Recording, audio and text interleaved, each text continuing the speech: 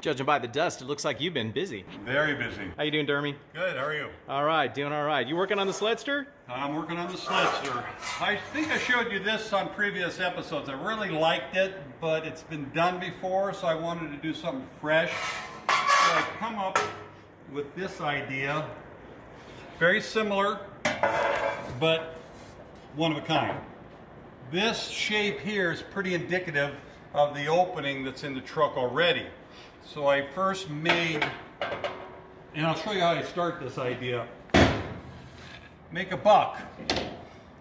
Carve the thing, several layers of MDF plywood, glue it all together, shape it, router it, and then I will attack a section at a time. From here to here, there'll be a first piece, and then a second piece, third and fourth, and then the top. I start folding the edges around. As you can see, I've been cutting here, and the welds, the burnt marks are where I tack weld it together. And as you fold it over, it's like your fingers coming together, and they close, you got to recut it and make sure they fit nice and tight. And then the second piece got me the second step, which gives it a little more character. And the thing that really brought it together, because I wasn't really falling in love with this until I built the arms. And the arms really tied it together nicely. Especially the fact that it rolls over the edge and adds a little more detail right there. Really like that a lot.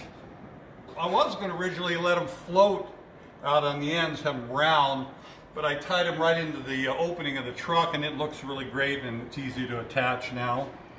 As you can see in the back, all the cuts and welds that I did.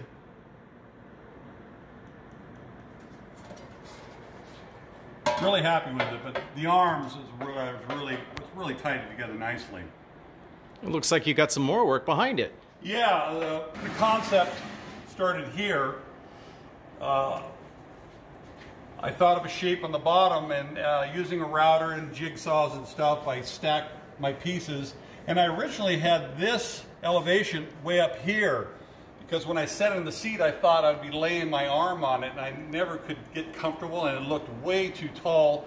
So we ended up cutting it down, reshaping it until I was happy with it. And that's what's kind of neat about the buck. You can put it in the vehicle and look at it and keep carving on it or adding on it until you're happy with it. And I would even like draw my bead rolling images on it to give me an idea of what I wanted to do. And like the grill insert, you attack sections at a time, so there'd be a joint maybe here and maybe here, and you clamp a piece on there and you fold it over the edges again. You can see the cut lines here where I did it. Pull them together and you drill a few little holes, you put some screws to hold it as tight as you can, and just progressively work yourself around the whole piece. Wow, let's see the finished goods behind it. So this is the finished piece. I really like, I bent this here. This was a fun piece to build.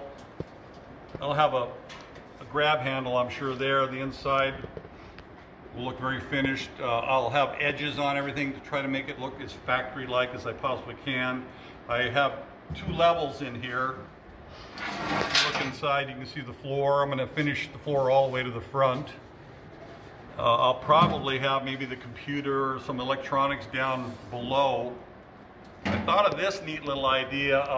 Originally I was going to put a hinge on the inside, hidden, but I couldn't come up with anything that really worked well, so I ended up putting a piano hinge on there, and then thought of this simple little stop that would just hold the thing, and it looks old-fashioned to me. Looks like something maybe they could have done way back then. So I guess the interior is coming together, and I know that you've been working on possibly some gauge ideas. This is the cutout pieces where the old 57 Chevy instrument was. Give me a minute and I'll grab the dash. So here's the beginnings of the dash.